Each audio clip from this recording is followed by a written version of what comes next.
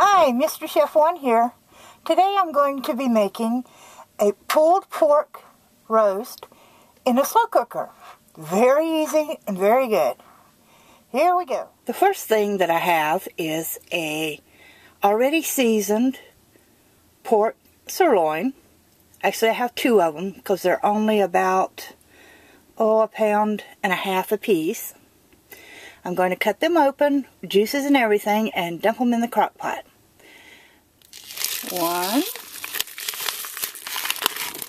and 2. There we go.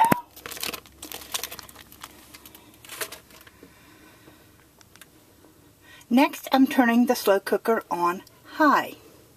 I'll cook it on high for about 4 hours, and then I will turn it down to low and cook an additional 2 to 3 hours. But first, I have to add a few more ingredients to it. First, I'm going to add a little bit of water, though it doesn't dry out. Next, I'm going to add liquid smoke. Here it is, liquid smoke. It gives it that smoky flavor. Since you can't do it outside, it's still a little cool. Or it's cool here today in Virginia Beach. Oh, I add about 3 tablespoons, 4 tablespoons, something like that. You know I don't measure. Next, I'm going to add just a little salt because it already has a lot of seasonings on it. Some pepper, not a lot, and some onion powder. Alright, next is the lid. Like I said, I'm going to cook it on high for about 4 hours. And then I'm going to turn it to low for about an additional 3 hours. See you later. Bye-bye. Alright, here is our pork. It should just fall apart. Yep, there it goes. Break it up a little bit so it can soak in some of the juices.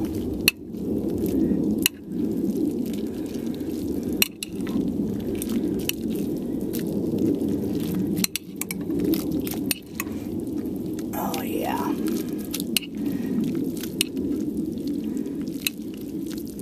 And you can add some barbecue sauce to it, put it on a bun. But I think we're going to have sauerkraut and baked potato with it. I may even have a guest cook to do the sauerkraut. See you later. Bye. Hi, Mr. Chef One here. Today I'm having a guest cook to make some sauerkraut. This is retired squid. This is my husband. Okay, here we go.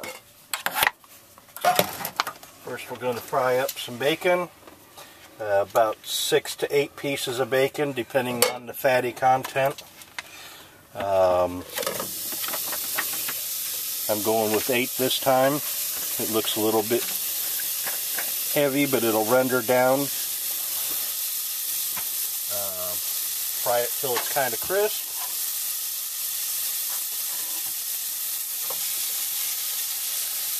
And leave the grease in the pan.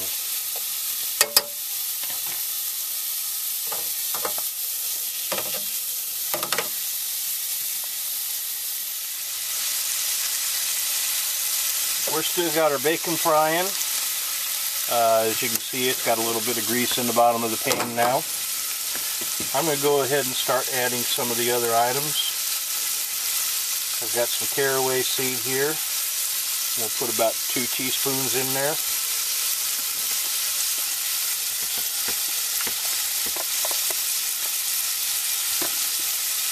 I've got bay leaves. Put 4 bay leaves in. I'm going to go ahead and put some onions in.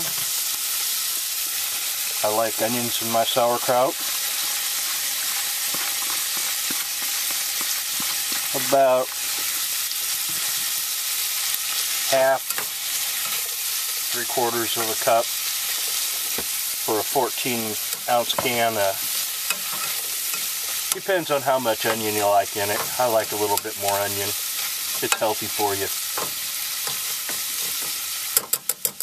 And we'll let that fry up a little while longer. Okay, we've got some grease in the pan. Down in here, our bacon's still frying. You can fry it up crisp if you like. You can leave it a little soft. If you don't like to add, if you don't want a lot of bacon, if you cook breakfast in the morning and have bacon and save a little of your bacon grease, just add a couple teaspoons of bacon grease and go to like 3 or 4 pieces of bacon. That way you don't have as much meat in it. If you're cooking brats, you can get ground patty material and use that. Just crumble it up in it like you would hamburger into something you prepare. That'll give it the brat flavor. Now I'm going to go ahead and add the sauerkraut. Do not rinse the sauerkraut. This is a 14-ounce can.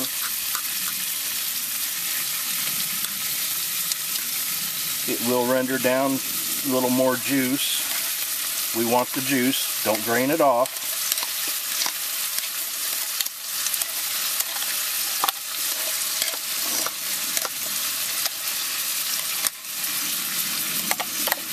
Yeah. We like that.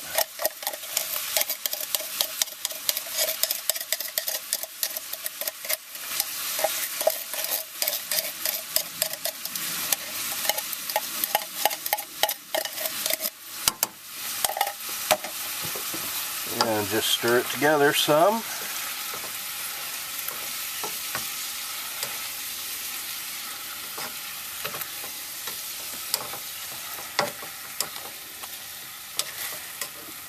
Yeah, if you want to leave the sauerkraut brown a little bit, you can leave it set there and on the high heat. It'll brown a little bit of the stuff on the bottom, make it a little bit crunchy. I'm going to go ahead and reduce the heat down.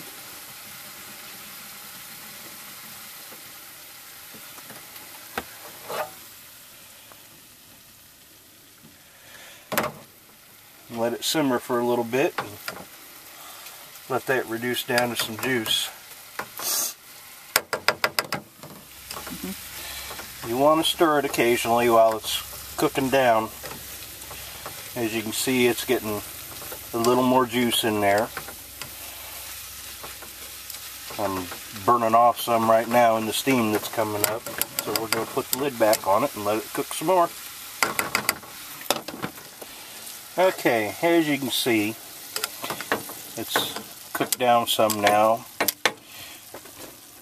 We got some good juice in there. Now we're going to do a little trick. Got a little mashed potato, instant mashed potatoes mix here. And you kind of do this to your own liking. This is to thicken it up.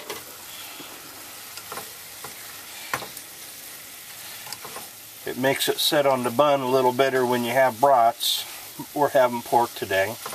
And this is a nice treat to put over mashed potatoes or a baked potato. You can put a little bit over your pork if you don't want barbecue sauce on it. And we're going to thicken it up a little bit more.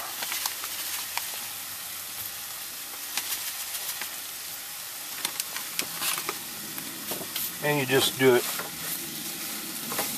to kind of your own, and people use your own taste, but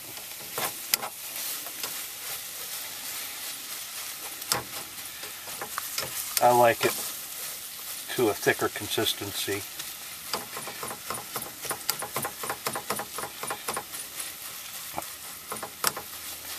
And as you can see, it's thickening up some. It becomes more of a paste look.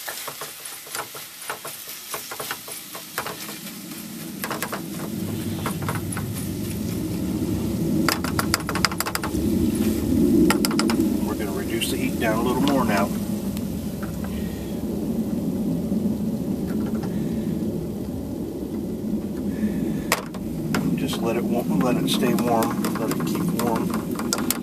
Kind of cook a little more. Okay, this has been simmering for a little while.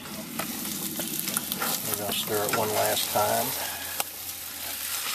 Does that look good? It's got a little golden color to it now. It smells good too.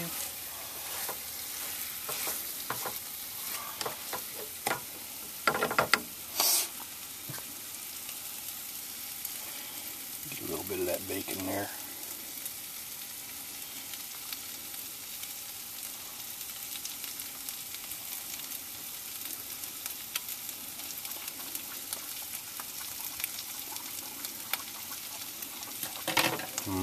Oh yeah. Some potatoes, some of the potato mix has butter in it. I've used that. I particularly don't care for it. If it's your liking, feel free to use it. Recipes are just a guide. They're not an exact science.